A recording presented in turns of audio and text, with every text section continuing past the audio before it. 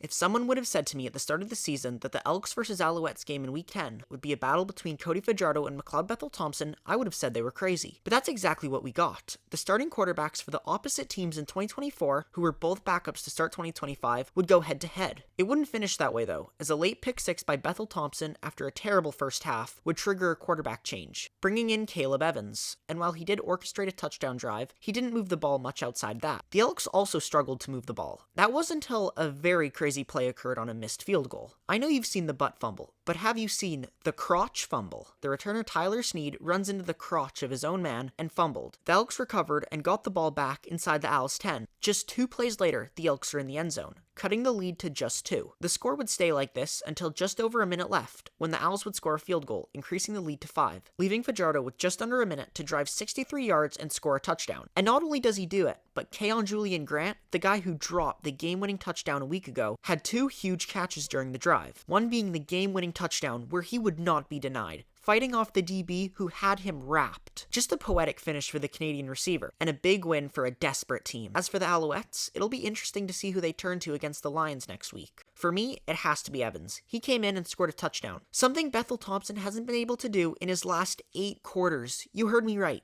8 quarters. Here's an idea, McLeod. Maybe start watching more film and analyzing defenses instead of analyzing what the TSN panel has to say about you. If you enjoyed, don't forget to like and subscribe. Thanks for watching.